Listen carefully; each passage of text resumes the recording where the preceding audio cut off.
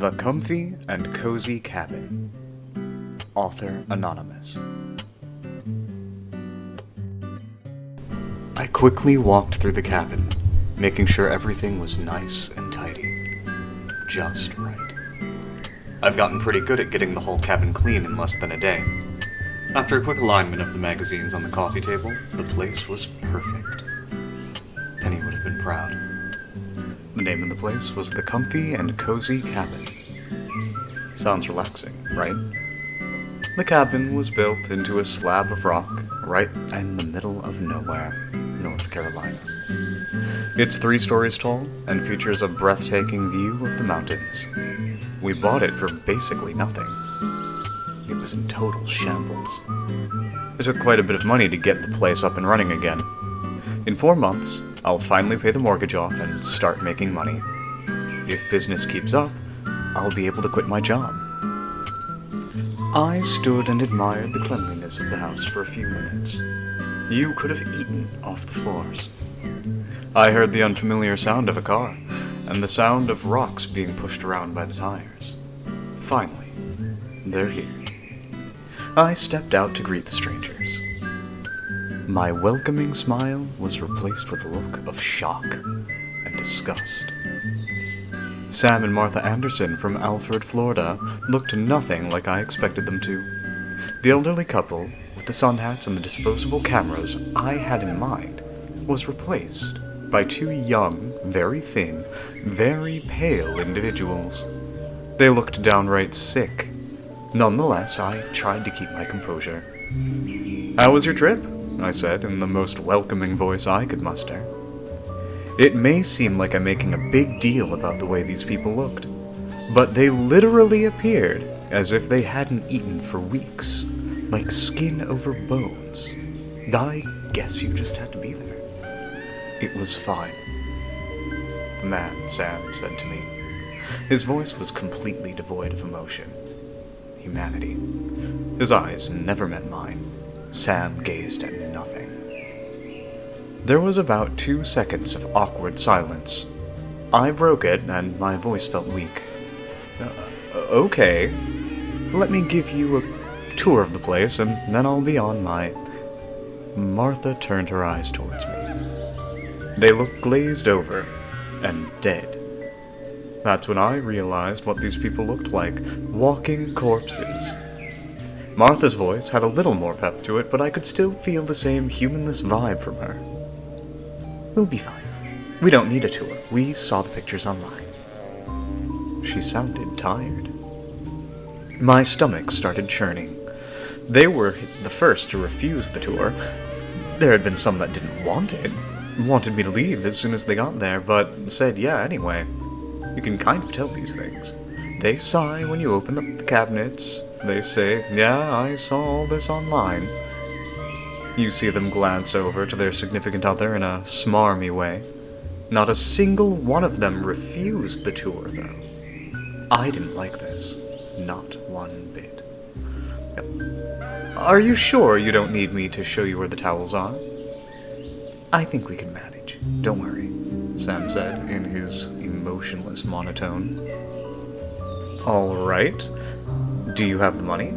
Most people pay for their stay online, but a few prefer to hand me the money in person. I figured someone who drove for hours to get here wouldn't try to con me, so I let it slide. Also, it's not like I wouldn't know where they were if they gave me fake money. I was hoping Sam forgot to bring it. "Oh, I'm sorry, Sam. You and your ghoulish wife can't stay here. Get out of my property, you spooky people." Sam slowly put his hand into his pocket and pulled out a wad of $20 bills. He didn't pull them from a wallet. I carefully counted the money, wishing they were a few 20s short, and counted it again. It was the right amount. 700 smackers. "Well, that should do it," I said, with the most fake enthusiasm I could muster. "I hope you enjoy your stay at the Comfy and Cozy Cabin. I'll be back in a week." On pure mechanized instinct, I put my hand out, expecting a handshake. Sam looked down at my hand for a beat, as if he couldn't remember what to do. He wrapped his hand around mine. His hand was cold. Extremely cold. My entire body went tense. It felt like I was touching something dirty, something dead. My brain went to work, quickly trying to figure out how a living human being could be so cold. It was summer, so he would have had to have the air conditioning blowing on him for 4 hours straight. No, this was colder than that. It was... I realized I was still shaking hands with Sam. He stood there with a vacant look in his eyes, moving his hand up and down. I pulled my hand away, and it felt contaminated. I walked away from them, from my cabin, without saying a word. As I passed Sam and Martha's car, I stole a glance at it. There was a little girl in the back seat. She looked worried. Unlike the two adults, she was cute as a button. Her skin actually had color to it. Something in my brain started clanging bells. My senses were screaming at me to take the kid and run. Forget what you've been taught all your life, Mark. You need to kidnap this child. I quickened my pace, got into my car, and I sped off. Why didn't I grab her? Why didn't I follow that all-so-important voice inside my head? That voice was there before. It told me not to go for that walk, and I ignored it. That ended real well. Now, something in my head told me another person was going to die in that cabin because I didn't follow my gut instincts. The girl's face, that slight, composed look she had. It was the face people have when they lie about everything being okay. I deeply regretted my decision to leave her there later.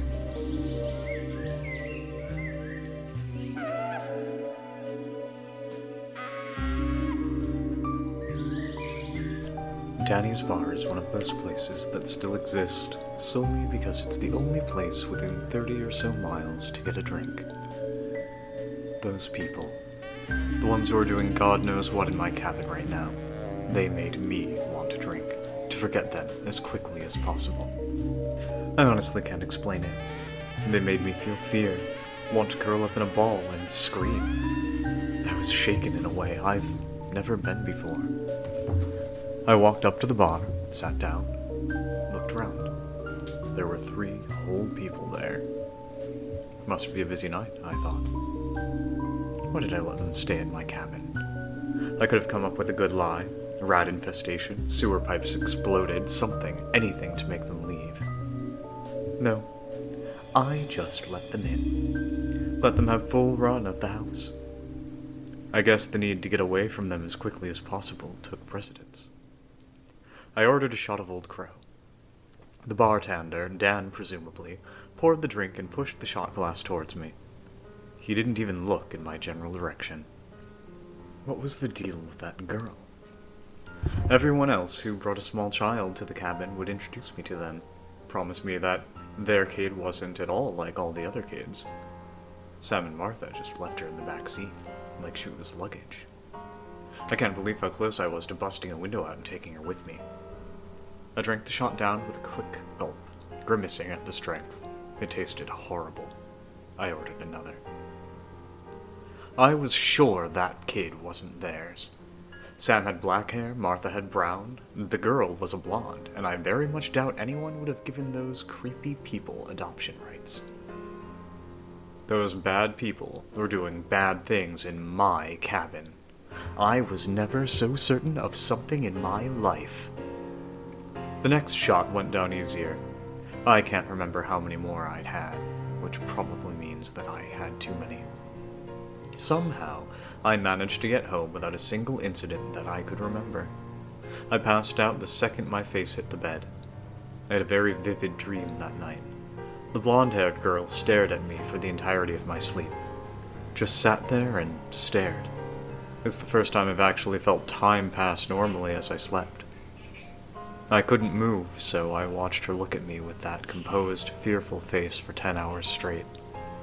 She tried to say something once, but it came out in a warbled mumble. Right before I woke up, I saw a shadow slowly appear over her. It was the shadow of a person standing behind me. It raised its hand and she breathed in, deeply, like she was going to scream. My head was pounding. I was experiencing the general malaise of a hangover, and my dream had freaked me out pretty bad. Laying back down was not an option. I shambled towards the bathroom sink like a zombie and splashed water in my face. Looking up at the mirror, I screamed and fell back into my bathtub. My eyes looked just like Martha's, dead. 2 minutes away from having my eyelids stitched over them. I sat in the bathtub with all those clothes I had since yesterday for nearly an hour. Finally, I gathered the courage to stand up and face my reflection. My eyes were normal, alive. I laughed it off. I was in a half-awake state. It was all in my mind. I washed myself and felt 200 times better. I went into the kitchen and started making breakfast. The fog had left my brain and I started thinking clearly again. Those people that are in my cabin, they left such a terrible, spooky impression on me that I sat in my bathtub for the better part of an hour because I thought part of my body resembled one of theirs. There was no way they were normal, and my brain kept cycling through the same spiel over and over again. I finally broke down and called the police. I called the station located 20 minutes away from the cabin. I was going to lie at first. Tell them they might be hauling drugs or something. But I decided on being frank. I told the woman on the other end that the people in my cabin made me very uneasy, and that they had a kid that was more than likely not theirs. What do you think they're doing? The woman sounded slightly annoyed. I imagined she had to stop watching her soaps to deal with me. I don't know, I just think they're doing something bad. I can't shake the feeling. Okay, we'll have someone look into it. What's your name? Mark Gray. Okay, we'll see what we can do. She hung up. My mind was a little more relaxed. If they were really doing something, I'd be notified, and the cops would deal with them. If I didn't get a call, then I was being extremely paranoid for nothing, or it meant they didn't send anyone to check out the cabin. I went to work the next day, sold loads of furniture, and it was the best week I'd had all year. My phone rang once. It was a friendly robot wanting me to get rid of my credit card debt. As the week went on, I stopped thinking about Sam and Martha. I was going to make the trip up to the cabin on Saturday to clean it. I had another group coming up on Sunday. On Friday night, I had another one of those vivid dreams where I could feel time pass. I could move my head around this time, but nothing else. I couldn't even close my eyes. All I saw for a long time was darkness. After a while, I started hearing a low murmur, and something darker than the darkness came out of the black void. It moved closer and closer until all I saw was the dark figure standing before me. It opened its eyes. They were long dead. The right one was slightly oozing some kind of liquid. I couldn't scream, and the only sound I could hear was the murmuring, whispers of language I'd never heard before. The black thing stared at me for a good hour before it decided to move away. When it did, I saw two more figures in the black void. One had the same dead eyes, it just stared at me, and the other one was shorter, the size of a child. It didn't have eyes. Instead, I saw two bloody holes where its eyes were supposed to be. Blood slowly dripped from the small black apparition's eye sockets. The figure with the oozy right eye walked over to the two and stood beside them. The blackness slowly started to seep away. My surroundings slowly became the cabin. The things with eyes became Sam and Martha, but they were horribly disfigured. I tried not to look at them. The small figure turned into the little girl. Her clothes were covered in blood, as were the tips of her hair. Her eyes were gone, still leaking dark red. She looked at me with contempt. I woke up screaming. It takes me about 2 hours to get to the cabin. Sam and Martha are supposed to be gone by 3. I waited until 4 to leave. I wanted to make sure that I never saw them again. In the back of my mind, I wished some kind of car trouble would happen on the way up there, something bad enough that would stop me from being able to use it for a few days. Unfortunately, my car is an unbreakable warhorse. I got up to the cabin at 6:07 p.m. As I approached the structure, I saw that Sam and Martha's car was still in the driveway. I slammed my hand on the steering wheel. Those people were in the cabin for way past their allotted time. I parked my car, sat for a minute to compose myself, and thought maybe they were just having so much fun they lost track of time. Or maybe they were doing bad things and didn't care about the time limit. I grabbed my cell phone, made sure it was on, and any sign of anything bad, I would call the cops. I stepped out of my car. It was a beautiful day. Summer was on the verge of dying. The cool breeze of fall lazily blew toward me. I approached the front door of the cabin. All the blinds were down. I couldn't look into the cabin at all. The door was also locked. I stuck my key into the lock. Hit something gummy. They had put duct tape over the keyhole. Angrily, I tore the tape off, and some of the paint on the door went with it. Oh, they were going to pay for that. I unlocked the door and tried to open it. They had sealed the door with something. I pushed and pushed until I heard a loud crack. The door swung open, and I almost fell onto the floor. My cabin looked like a tomb. It was completely dark. The only light came from where I'd busted open the door. I flipped the light switch beside the door. Nothing. They must have flipped the breaker. I was angrier than scared at this point. I ran to my car, got the strong LED flashlight I carry with me, and stepped inside. A sickeningly strong smell hit me. It smelled like the antiseptic scrub they use at hospitals. The cabin was also cold. They must have turned the air conditioning down as low as it could go. It was silent, too. Dead silent. Something in my brain told me I should run. Told me to run and never come back. But this was my cabin, and I wasn't going to let a little bit of darkness scare me away. Besides, I wanted to make sure those creepy people paid for every cent of damage they'd done. I shined my light on the door. The broken and split wood nailed to it was once a piece of particle board. They nailed particle boards to all the windows as well. I walked into the kitchen. They hadn't touched a thing. The note I left in the sink telling them to please make sure they shut the water off completely was still there. Not a single dish had been touched. I shined my light to the magazines, and they were just as I'd left them. Aside from all the windows being boarded up, it was like they'd never stayed here. I turned around to open the fridge to see if they'd eaten anything. Suddenly a chill started to run up my spine. It didn't stop. The chill kept going up and down. My stomach felt like it was going to explode. Then everything went dark. My flashlight went out. I heard a loud slam and became dizzy. The slam turned into a loud buzz that wouldn't stop. I saw eyes. The same dead eyes that stared at me for so long in my dream. I panicked and ran to where I thought the door was.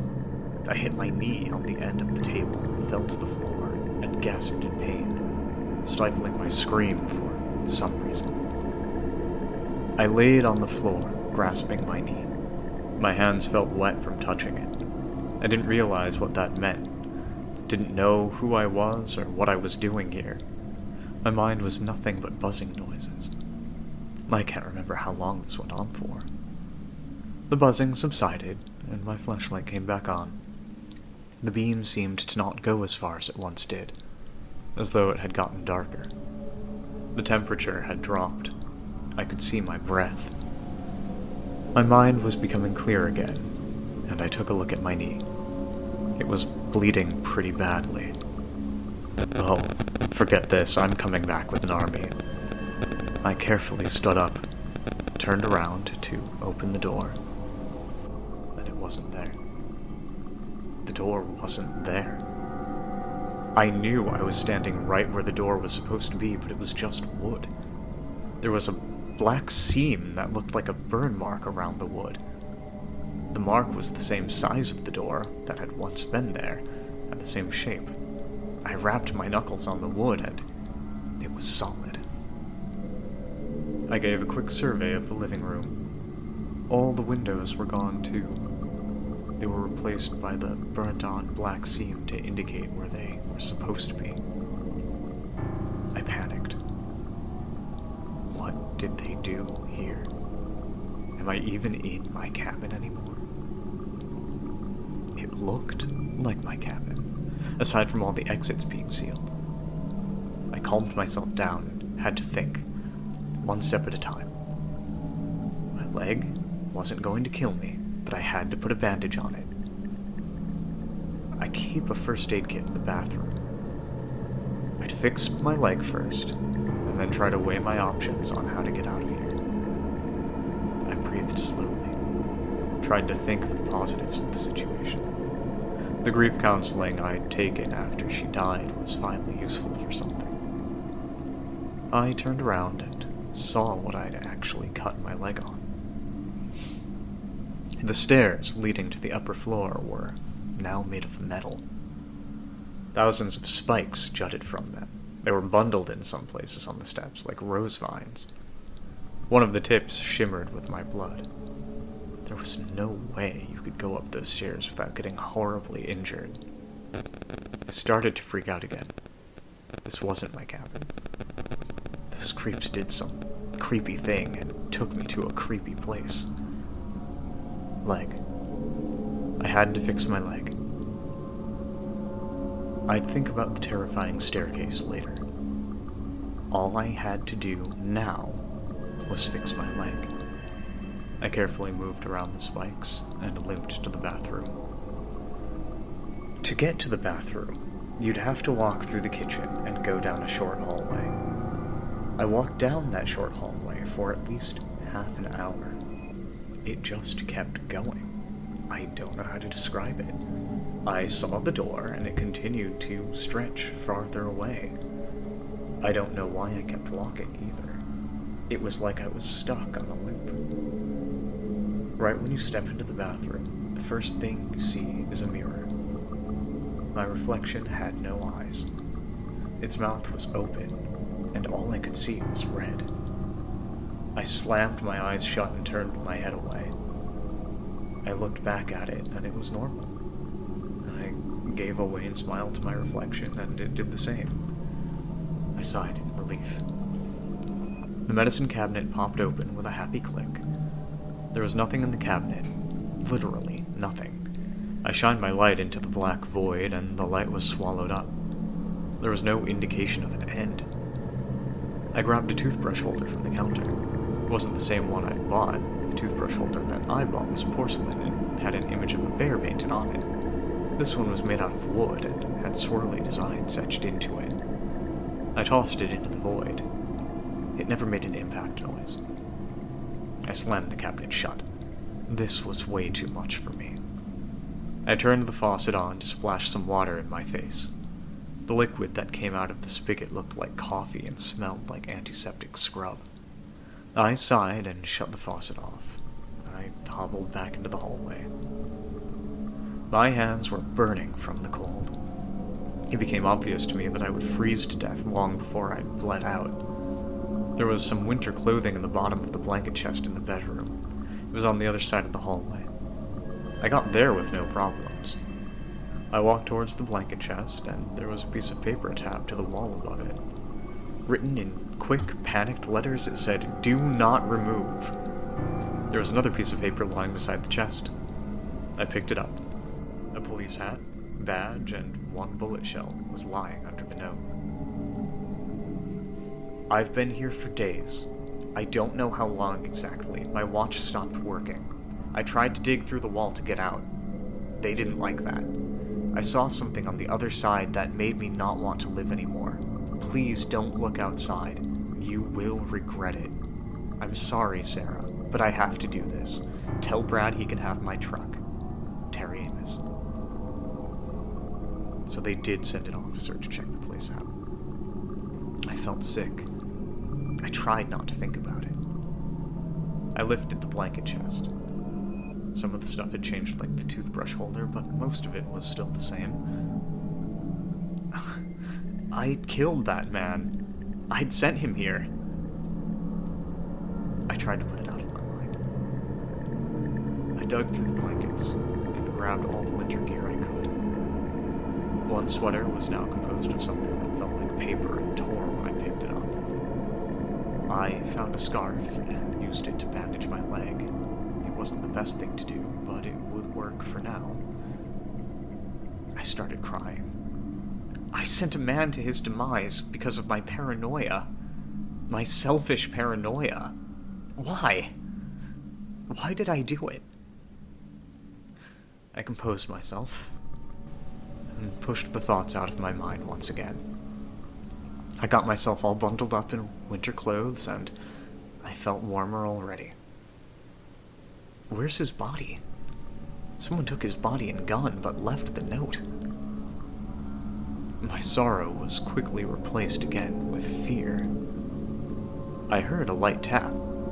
It sounded like a piece of paper fell off a wall. Then I heard a hateful, angry grunt and felt like I was being watched. I ran out of the room and slammed the door shut. I never looked back. My brain told me to keep my eyes ahead. If anything, today has taught me to listen to what my brain has to say. I sat down on a chair in the kitchen and pulled out my phone. I should have done this a long time ago. My phone told me I had 5 bars full signal. I dialed 911. What was I going to tell them? My cabin has turned into a haunted house? I was going to say I was being held hostage, and I have never been more scared in my life. Neither of which were lies. I also was going to tell them that the people holding me hostage had killed a cop. They would probably send more than one officer if I told them that. I hit the send button. Before the second ring, someone picked up on the other end. I couldn't hear anything at first. Hello? Hello? Then I started to hear murmuring. It was really low at first, but it got progressively louder. I listened for a minute. I don't know why. It was incomprehensible. Angry sounding whispers in a language I've only heard once before. There were occasional shouts. They sounded like angry sum-ups. I started to feel dizzy again. I felt like I was going to pass out. Then the voice stopped whispering and started talking. The voice was no longer in the phone. It was right behind me. I felt warm air on my neck as it spoke. I jumped out of the chair and pushed the end button as hard as I could. I slowly turned around, made my flashlight point towards the sink. The light gleamed off the faucet handle and nothing else. I breathed a sigh of relief. I knew for a fact there was something behind me. My neck had condensation on it from the thing's breath. But the fact of the matter was, it wasn't there anymore. My phone let out a happy little jingle and vibrated. I got a text message. It had a picture attached to it. I tore the battery out of my phone and put it in my pocket. I wasn't about to invite whatever it was on the other side of the phone over again. It might stay. I walked all around the middle floor, looking for a way out. My flashlight was over every surface. The material of some things had changed. The TV was now composed of some green, spongy crap. The remote control looked the same, but it weighed a ton. I couldn't lift it. The magazine dissolved when I touched it. The salt shaker was the same, but the salt had turned into a single purplish crystal. The most notable change was the stairs. They had become an impassable mess of sharp metal thorns. There was no way I could go up them. The door that leads to the bottom floor was still there. I opened it. A cold blast of air hit me. The stairs leading down to the landing were gone. They were replaced with the same black void that was in the medicine cabinet. I could still see the landing, and the stairs leading from the landing. I walked over to the kitchen counter and grabbed an apple. The apple was now made of metal and weighed about 10 pounds. I dropped it into the void. It was absorbed into the darkness, and I never heard it hit the bottom. I had no options. I was stuck. I sat beside the door. They had me trapped like a rat in a cage. I checked every inch of the cabin that I could get to, and there was no way out. I searched the walls of the stairwell with my light. What I saw gleamed like a beacon in my flashlight's ray, a sliver of hope attached to the wall. The stairs were gone, but the banister was still there. Climbing down that banister was dangerous, but it was the only option I had left, and in my desperation, it sounded like a good idea. I put the flashlight in my mouth, gave the banister a strong tug, and it was securely fastened to the wall. I put my feet over the side of the pit. This was the craziest, most desperate thing I'd ever done. I checked my gloves to make sure they were secure, grabbed the banister with both hands, and pushed myself off the floor. I slowly made my way down. The angle made it difficult to stay balanced. My feet pushed against the wall until I got about midway down, and my arms were burning. I never shimmied across anything before, so I was in quite a bit of pain. Right after I got to the middle, something started pulling at my feet. I almost lost my grip the first time it happened. I quickened my pace, started charging down the wall. It would tug occasionally. It almost pulled me down one time. The thought of spending the last moments of my life in that dark void drove me forward. I got to a point where I could put my feet on the landing. I kicked and shook my feet free from whatever was holding me and threw them toward the landing. I quickly moved my arms down the last bit of the banister, crawling with my feet at the same time, and I made it. I was so happy to be alive. I sat in the corner of the landing for a good long while. Oh, what I would have done for a drink of water. My arms still felt like noodles, but I felt good enough to start exploring the bottom floor. I walked down the few steps leading to the entertainment room. The first thing I noticed was light. 2 candles dimly flickered on the coffee table. I turned my light toward it. I instantly regretted my decision to come down here. Between the candlesticks lay a pair of eyeballs. They had all kinds of muscle and cords on them. I was so fixated on the eyes that I didn't notice the horror that lay behind them. I heard a gasp for air. I shined the flashlight behind the eyes and almost fell over in shock.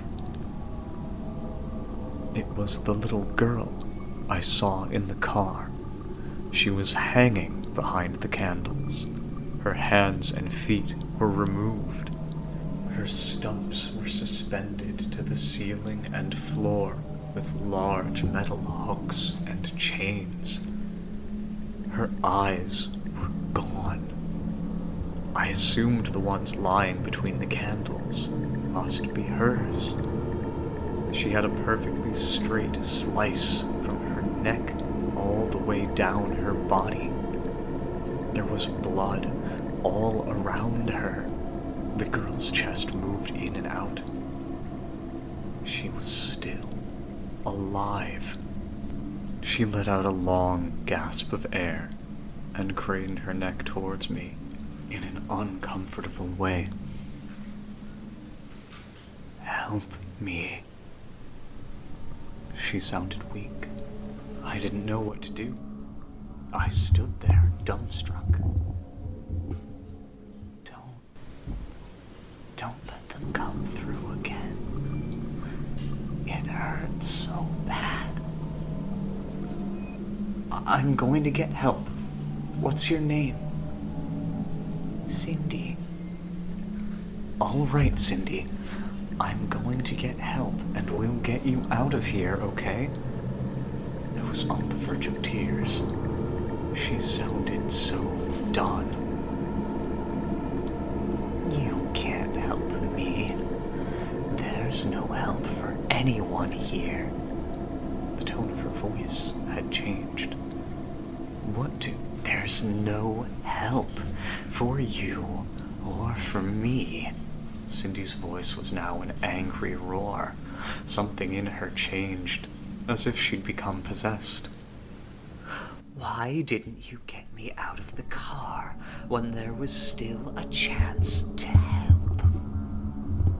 I was shocked.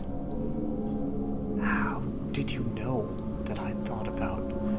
Cindy cut me off again. You can't save anyone, can you, Mark? First Penelope, now me. How do you know about Penny? I know quite a bit, Mark. I know what was, what will be, and what could have been. Cindy began to tell me my embarrassing secrets one by one. She even named a few that I'd forgotten. I started yelling at the girl. Stop this. Stop right now. The disfigured girl went quiet for a beat. No. I won't punish you, Mark. I want to make you feel just a tiny amount of the pain I'm suffering.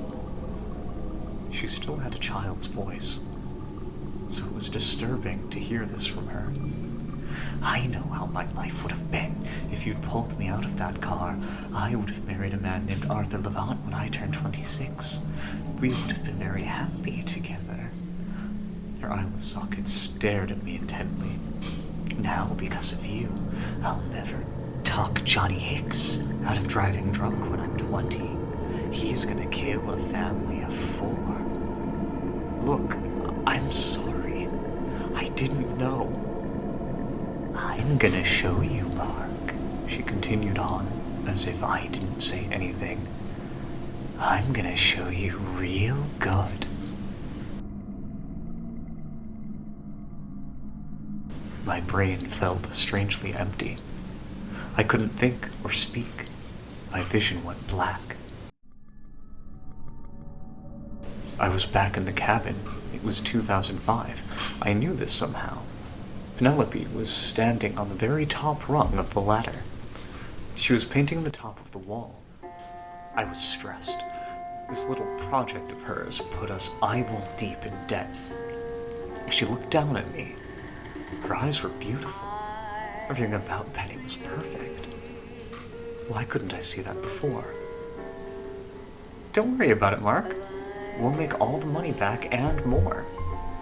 Her voice was so soft, so inviting. I heard myself speak.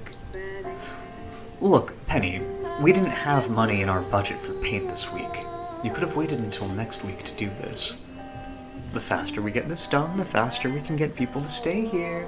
It's going to all work out, Mark. Grab a brush. We can go $12 over budget. It doesn't matter. I could tell now that Penny was stressed as well, but she held it much better than me. I stood there watching her paint. Her dad dealt with houses all his life. She had to have known something about making money with one. I didn't think of that then, though. I was mad over the $12 she spent without telling me. I then said the 5 words I've regretted the most in my life. I'm going for a walk. The walk was nice. The sky was pure blue, a perfect spring day. It helped me clear my head. When I came back, I would find Penny on the ground.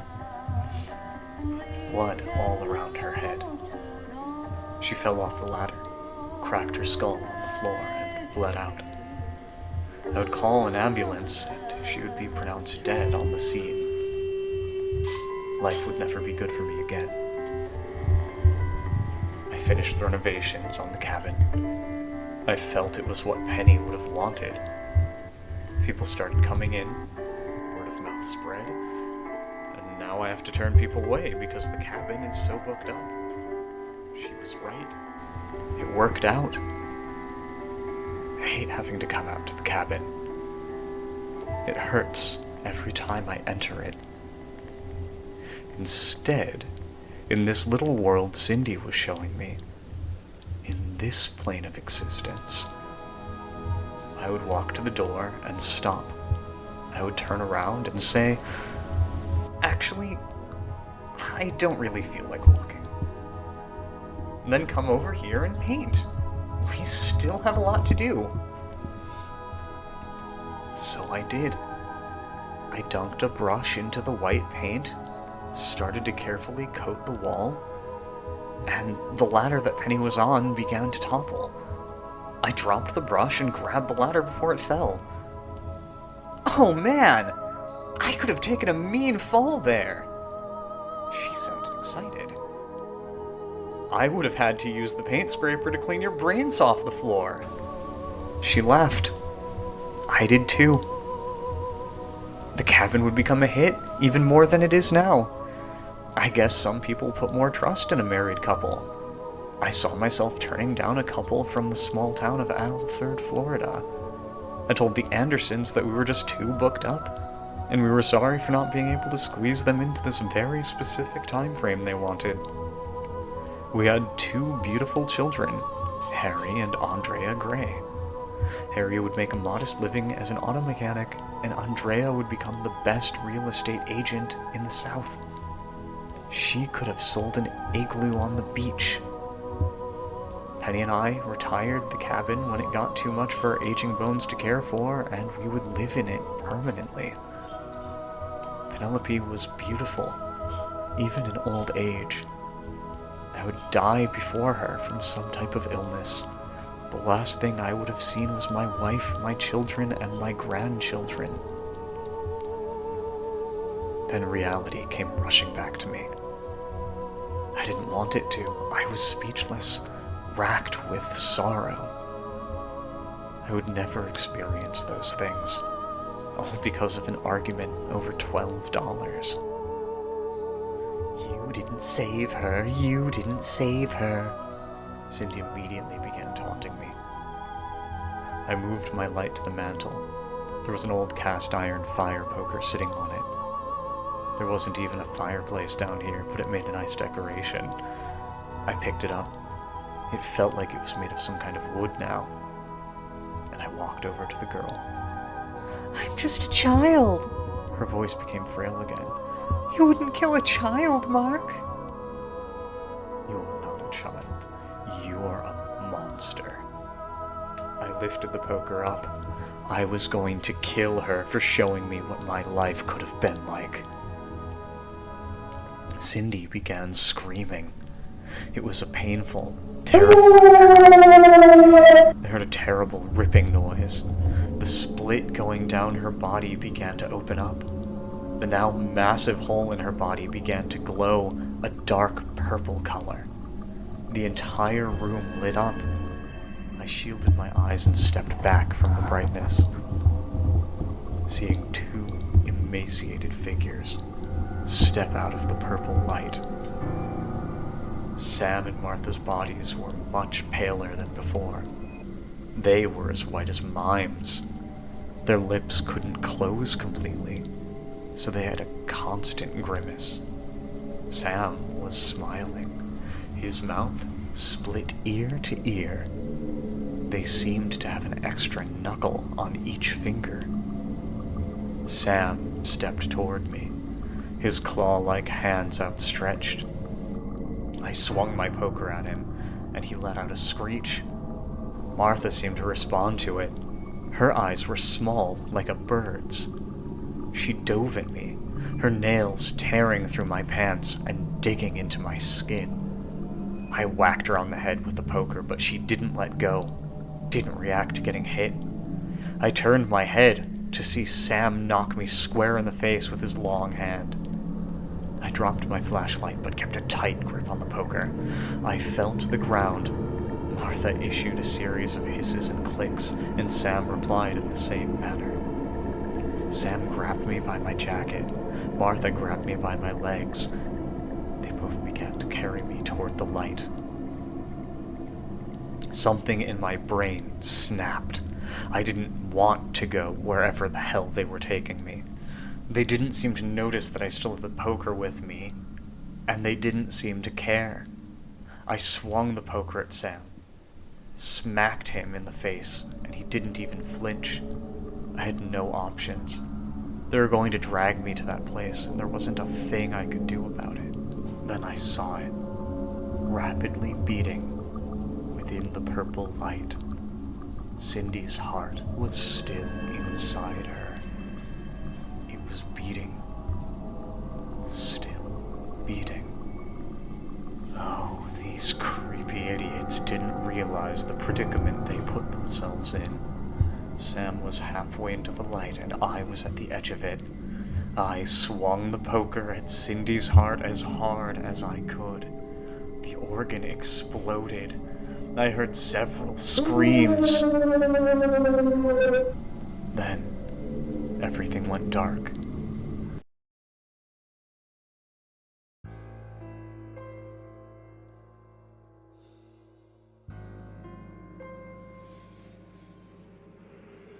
The world felt like it was melting.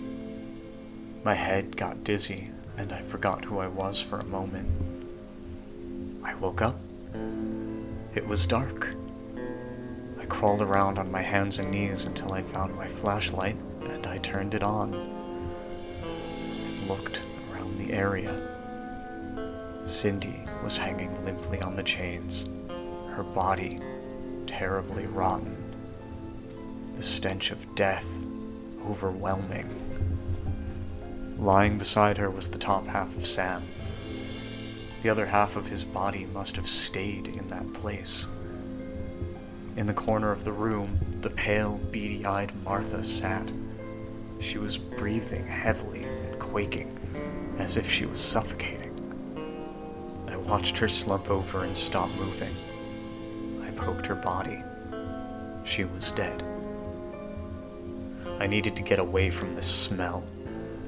I moved my flashlight around and noticed that the windows and doors were back. They were just sealed up with particle board. I excitedly walked to the staircase where the void was, and it was gone. The stairs had filled the void. I ran up them as fast as I could and opened the door. It was light, just a small amount. It was coming from the front door I had smashed open earlier. I ran outside. It was free. I never thought I would see the sun again. I dove into my car, chugged the bottle of water I had in the cup holder, and checked the LED clock. 6:13 p.m. I laughed. I laughed like a madman, laughed until I cried. It had been 2 months since I went to that place, that I'd had a good night's sleep. I finally stirred up the courage to go and clean the cabin. I thought it might be cathartic for me to rip away all the boards from the windows. It wasn't. I was in constant fear during my short time there. I was scared that I would once again get swallowed into that dark, cold place that looked like the cabin. Scared that I wouldn't be able to leave and slowly freeze to death in a place I would never understand. When I got downstairs, I had to deal with the bodies. I put trash bags over my arms and dragged the bodies outside. Maggots had started to writhe in them, and Cindy's bottom was so rotten, my fingers squelched right down into her bones. I threw up several times. Worst of all, though, Martha was still alive in some capacity. Her small, beady eyes followed my every move. I tried to ignore it. I dug a deep hole in the flower bed and placed the bodies inside. I poured kerosene in the hole, making extra sure Martha was completely doused, and set the corpses aflame. I ran back inside. I couldn't watch them burn. The next few days were spent cleaning the cabin. When I absolutely had to sleep, I went to my car. Once I was done, I sped off with no intention of ever returning. I haven't opened the cabin back up for business yet, and I don't know if I ever will. Occasionally, I'll see shadows moving around my house and might glimpse a pale hand pressing against one of my windows. When I'm in bed, there are times when I can feel them standing over me, and I don't have the courage to open my eyes. I don't know what they want from me, but part of me wishes they would get it over with so I could stop living in fear. I have constant recurring nightmares now. Most of them I'll dream about an endless field of pale, dead-eyed people staring back at me. Another common dream is of myself stuck in a cold, dark room, screaming for help. My eyes are gone. The worst of them all, though, is the one that shows me the life I could have had with Penny. The life that Cindy let me know I'd missed. It always begins with me saving Penny from the ladder fall. Then it cuts to the various moments of our life that could have been real had I not gone on that walk.